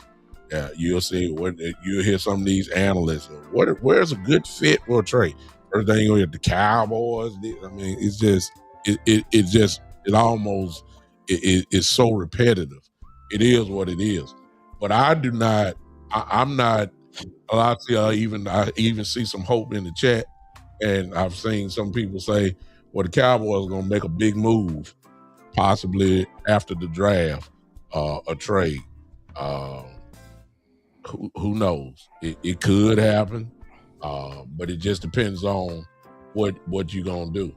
I will say this. There still is one more thing that has not been resolved yet, and that is Brandon Aubrey. And the only reason why I'm saying Brandon Aubrey because Brandon Aubrey has a second round tender. So, he can go out, and of course teams can offer him whatever. Cowboys have a chance probably to match it if they want to. But if the Cowboys decide not to match a contract from another team, they would get a second round tender for this year's draft. So, because of that, if you're going to tell me that the Cowboys had at least thought about that and thought it was attractive, that they will have 2 first-round picks, a possible pick in the second round, and then a pick at 92 in the third round, that's 4 picks in the top 100. Please understand, as much as they love the draft, I think that's attractive to the Cowboys. And so we got a couple weeks now before the draft. It would be interesting to see. It's real simple. If that has not happened and Aubrey goes past the draft or whatever, then the Cowboys pretty much are going to sign him. But if there's a chance that the Cowboys can get this second round pick in before the draft and they can go into the draft with 2 firsts, 1 second, and a third rounder, Brandon Aubrey's days as a Cowboy is just about over. And that would be it. So of course, that until he's signed, a lot of people saying, well, we're gonna sign Brandon. We're gonna sign Brandon. Okay, when he signs, then I'll shut it down. But until he signs, that option is there. And I don't think the Cowboys turn their nose to it at all. We getting close to the draft. Aubrey is not signed yet. He has a second round tender on him. And the Cowboys will have 4 picks if they decide not to match. And then again, we don't know who's offered Brandon Aubrey. Yeah. See, that's the other thing. And teams may not want to do that. It is what it is. And so I think that's worth thinking about for a moment here, that we're getting close to the draft. The idea of having 4 picks in the draft would be huge. Kale says this. He told me to pin this, okay? So here's the thing. We won't know if the front office took an L in the Parsons trade until November 4th at 4 p.m. Eastern when the trade free agent deadline expires. Yeah, the jury's still out about Parsons. Yeah, let's see what they do, because it's not. We got to see what they do with these 2 first-round picks first, and then let's also see what they also add to the roster. If you would have had Parsons, there's a possibility you wouldn't be able to get even some of the what I call some of the bottom feed free agents as well. So you got to do a whole collection from that, and let's just see what's going on. I would say to Kels real quick. She'll like this. The jury is still out, but if it don't fit, you must have quit. Yeah. It depends on what you do with it. we gonna get to that point or something. Get there. Yeah. What are you drafting at 12? That'll be one of the first answers there. We'll see, and see what's going on with that. Go ahead, B Bird. I don't know if you heard what I was talking about. Like Auburn's not signed. Oh Um, yeah. and he does carry a second round tender for this year's draft. And I Yeah. was just saying, 2 first round picks in the first, 1 in the second, and then 1 in the third. I mean, you'll have 4 of the top 100 players in the draft. That and knowing how much they love the draft, that's attractive for the Cowboys. So the Cowboys don't want to sign Aubrey because of the money, right? That's where they kind of fell at. Well, Right. it's the same thing for Pickens, right? Like nobody's gonna sign Aubrey for the highest paid kicker in the league and give up the second round draft pick. They're just not going to do that. Yeah. If he's a free agent, he'd get his money. But that what it is they're putting this draft pick on top of him, and it is really a moot point, right? So people can say, and what people are getting out of that is that, hey, these guys ain't worth it. No, they definitely ain't worth giving up the money and the picks. Yeah. So it's not like it's not against their talent or anything like that. It's just that's a lot to give up. I wouldn't want my team to do it either. Like if I need a wide receiver, I ain't trying to give up 2 first round draft picks. I might as well just draft a wide receiver. Yeah. You know what I'm saying? So, yeah. But that's it for that. Gotcha. Go ahead, Joe. Yeah, I hope they get him signed. But I could just I came on talking about hoping him. If they don't and they get a second round pick, this draft is not that good, but I can do a draft where you could put some players on this team from this draft. It's a solid draft. You get 2 firsts, a 2 and a 3. Yeah. You could trade down to 20. I can give you a scenario just looking at the players, and I'm talking about dogs. I could put 4 or 5 players on this team, and so my son kind of feels like you can't draft this year and make a good run. I disagree. I think you can get some players out of this draft. I'm telling you right now, we can beat the Eagles, the Giants, and the Commanders with if we do this thing the right way. And Kels will appreciate this.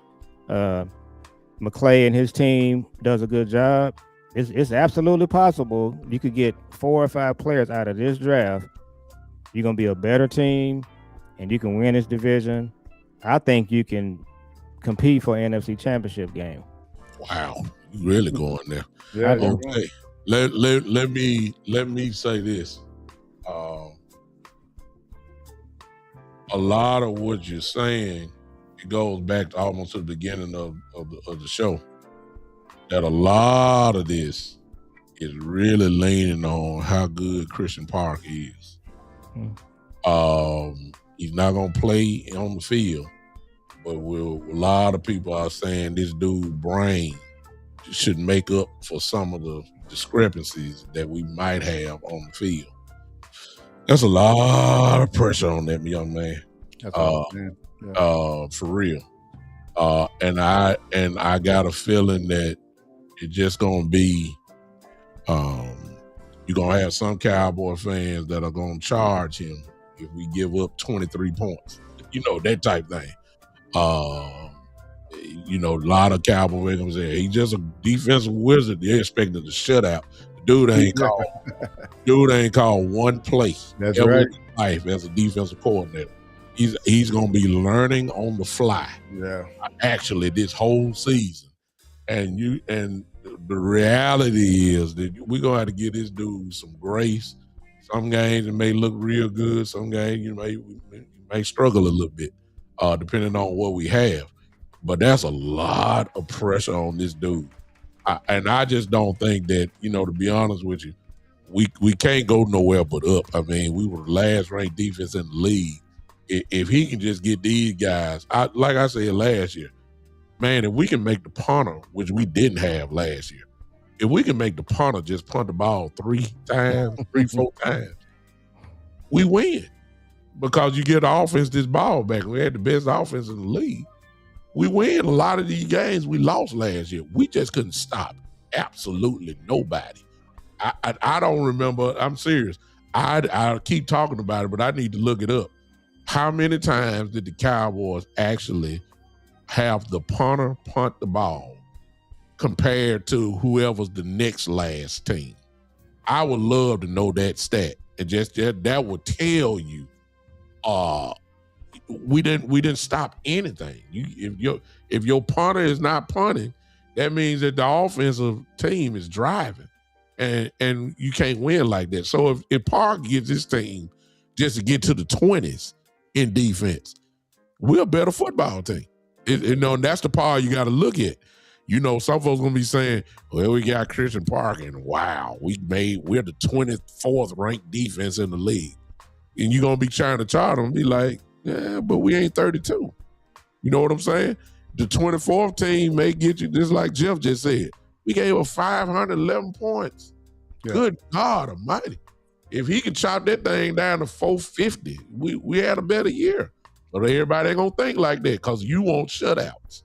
So this is how Cowboy fans are. Well, let me say this, big time. So that's what I'm trying to get away from. I'm trying to get away from, hey man, we just need a defense no. How about our defense? How about we get a defense in the top 10? Like I'm saying that's what we ought to be doing right now. If we can go make these, and what that takes is impact players, man. Oh. We've got good players out this. We've done better than what we, relatively speaking, like Jerry says.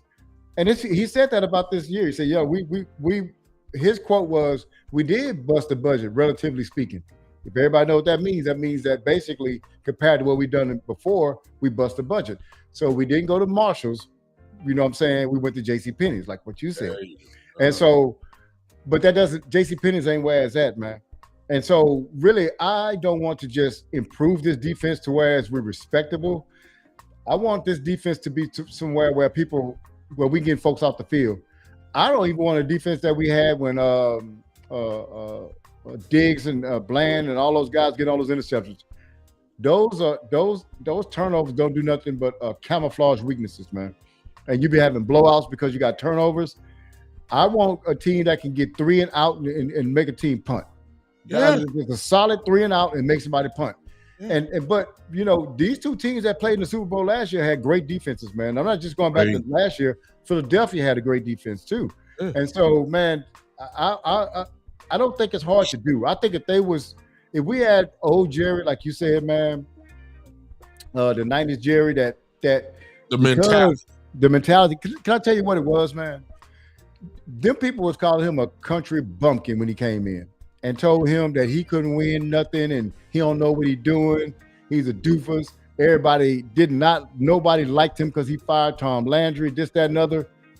The only thing he can do to change that around was win. You know what that meant? He had to be urgent. Yeah. He couldn't wait around. He needed it now. And so that's why he went and got players that made plays. I mean, got playmakers.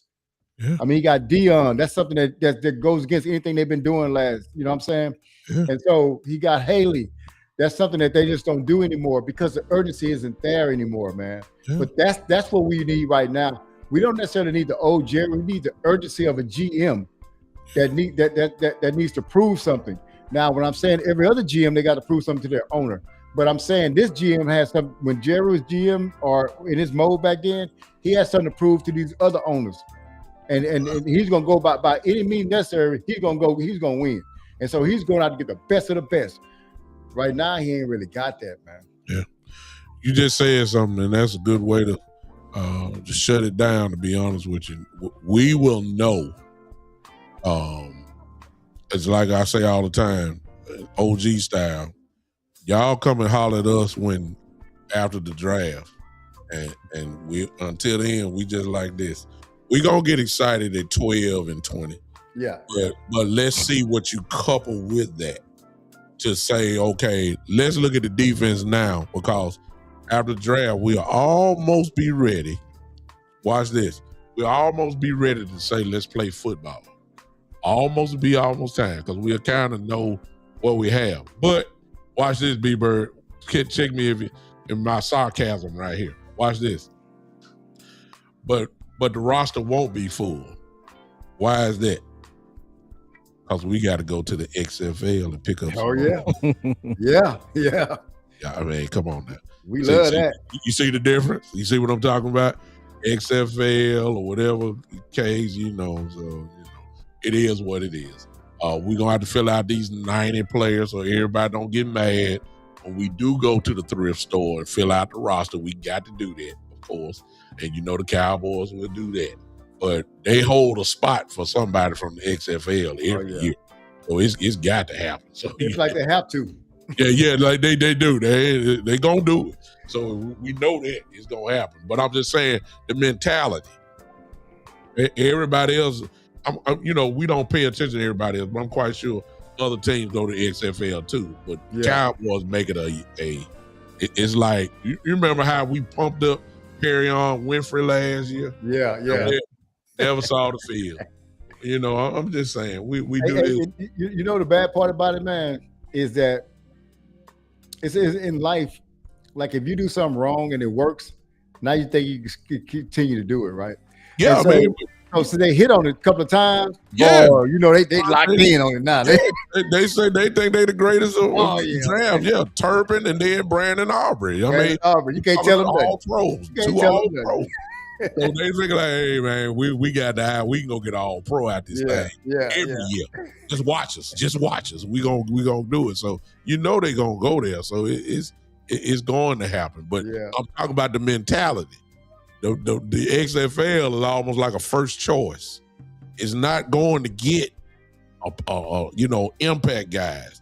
You just got lucky and found a Brandon Aubrey who turned out to be an impact guy without a question. Yeah. You didn't know it, but you lucked up and found it. You didn't know Turpin, even though he was a USFL MVP. You didn't know that he was going to be there. He just turned into that. And you got to give him credit for that. I'll give him credit. They saw it. It really is just that simple. But we can't dismiss that the XFL player is going to come. Correct. That's the mentality of the Cowboys. Until then, I'm sitting back and I'm just like, y'all tell me when. Let me know what the roster is, and then I'll say, okay, we ready to play football now. Yeah. Anything else, Joe? No, I'm just gonna say, so the little dose of hopium. So Christian Parker is a noob. So shout out to the noobs. I think he can do it. I think he's gonna. I don't know if we're gonna go from 32 to 10 or 12, B-Bird, but I got a lot of confidence in what he's gonna do.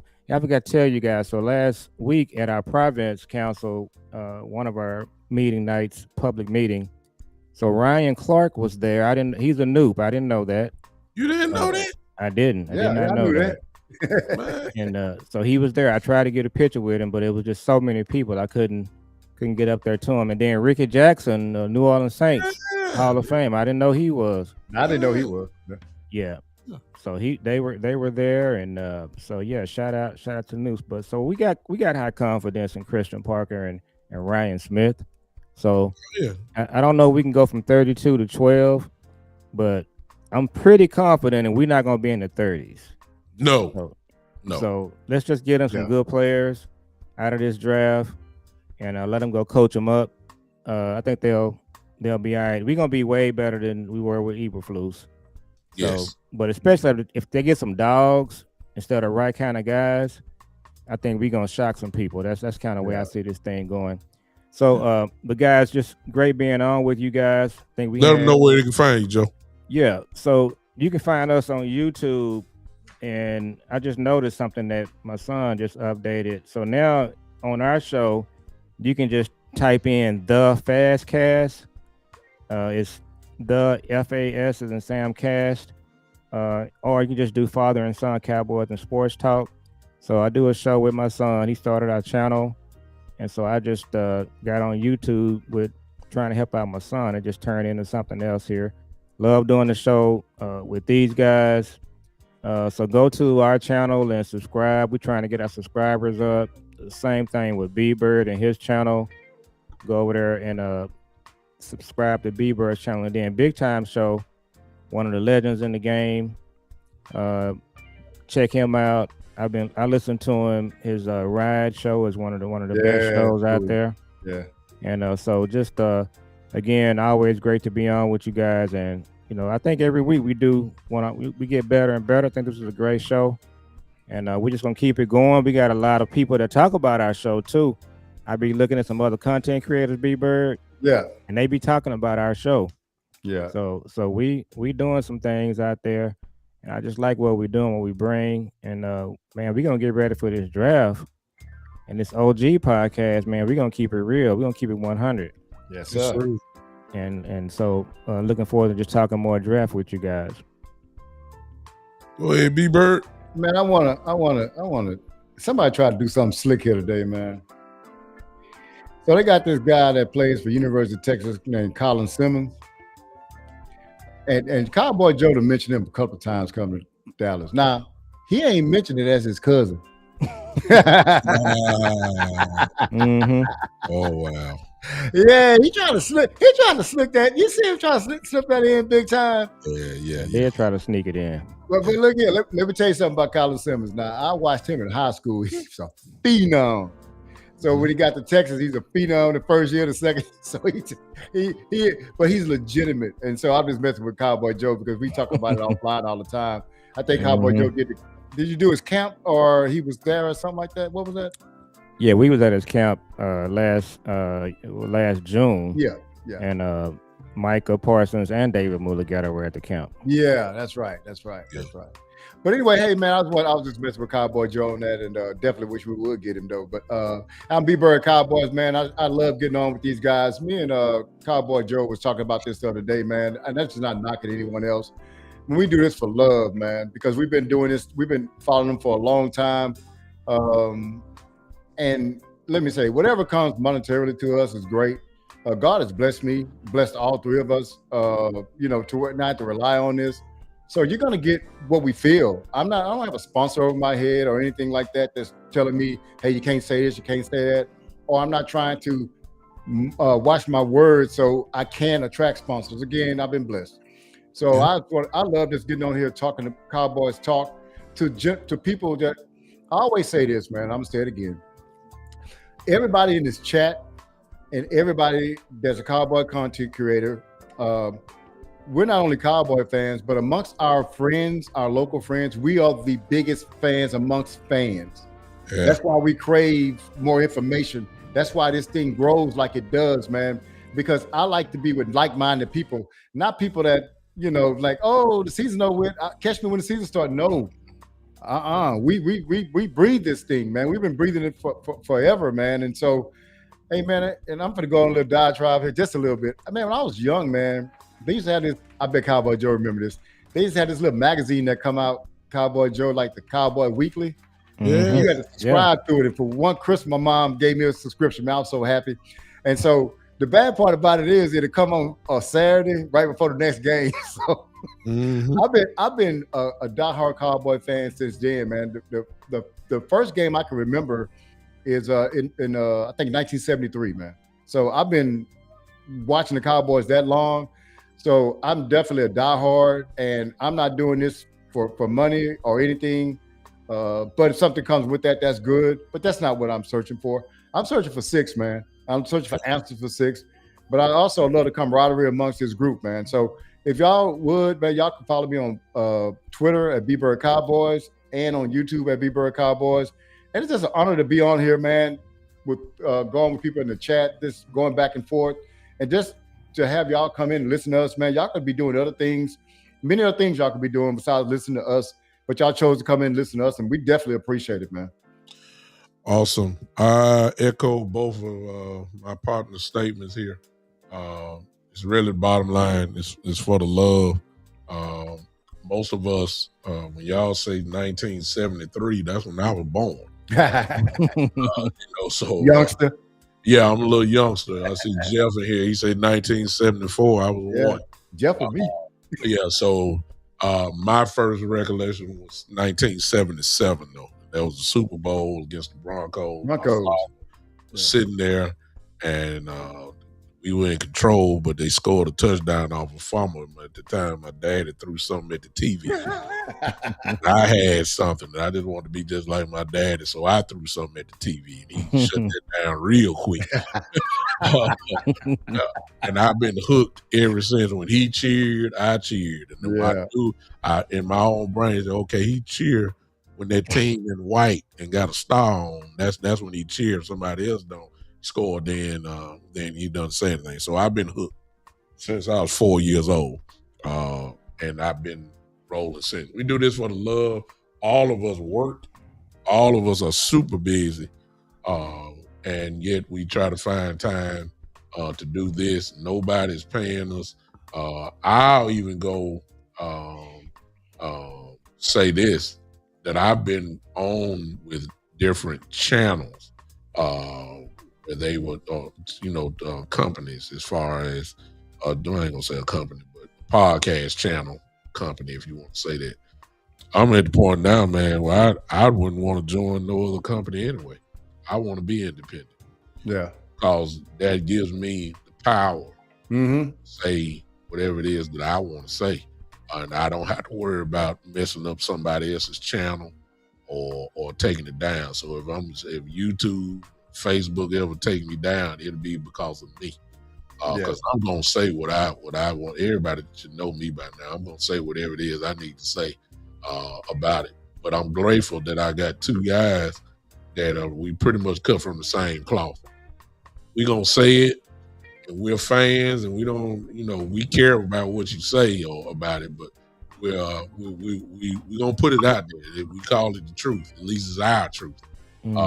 Take it from there. So again, we're getting close to the draft. We're not gonna try to knock or put a pin in your balloon. If you're drinking Hopium Kool-Aid, you can keep drinking it. We're not gonna do it. We just done been here too long. We done seen it. We kind of know what they're doing, and we're not going to we're more pessimistic than optimistic. We've seen too much. We just done seen too much, and we done got burnt by it. So forgive us for our lack of hope and all that. It is what it is. Listen, we're gonna close on that. Hey, can I say one thing before you go? Hey, I just want to give a shout out to Kales. She comes through with a lot of information, man. She has some insider some inroads to the Cowboys, and in the chat she kills it. So I just appreciate we love Kales. She brings to this, man. I know y'all got a relationship big time, but and I don't know, Kales, if you can. I think you got a show. I think I tuned in to it before. You can put it in the chat. Definitely do that, because I do want to tune in again. But I just wanted to tell you, we appreciate everything that you do for our show, man, because every week you're here. So we appreciate it. Yeah, absolutely. Thank you, all of you that have decided to hang with us for this amount of time. We had a lot of people in here. I'm the kind of producer of this thing, so I can say how many people are on, not counting TikTok and Twitter. But we had a lot of people on here. We had over 100 people in here at one time. Wow. At least going on here. So we did pretty good today. Now, let me close on this note, because now I'm not big time. I'm Bishop Brooks now, preacher. For those that are Christians and practice Christianity, we all know what tomorrow is. Let's have a great day on tomorrow. We know what the sacrifice that was made, and then of course the resurrection, if that's what you believe. Grateful that we'll have another chance to do it. Kels just put it up again. These are her shows for those that are interested. Give it up there. I'll leave it up there. That's her two shows. Thanks, Kels. That's our channel. That just type that in and then just join it on Facebook and then YouTube. Just join it. Those that believe in Christ, Jesus Christ, let's have a great day. Go to somebody's church, whether that's physically or if we stream now. So go online and join any church what you want. At least give him the honor of just giving him a little bit of your time on tomorrow. And that's really it. I'm big time, of course. Let me switch back to big time. I'm big time now. Follow me on the Big Time Show, YouTube, the Big Time Show, Facebook, the Big Time Show, Twitter, the Big Time Show. It's simple. Just join in on all three of those. So join in, just like everybody else channel. Until the end, ladies and gentlemen, listen, we did it again. Yes, we back. Listen, we try to be here on Fridays. Yeah, we try. And we made the commitment that we're not coming on unless all three of us come on. But unfortunately, you can check out the individual shows. All of us have our own individual shows. That's why I say you'll get a piece of what we're talking about now if you just join in on that. But until then, ladies and gentlemen, we thank you guys for hanging with us. This has been the Cowboys OG podcast, and we out. See y'all. Hey, big time. Yo. We still live? We're not live no more. Oh, no, just stay on.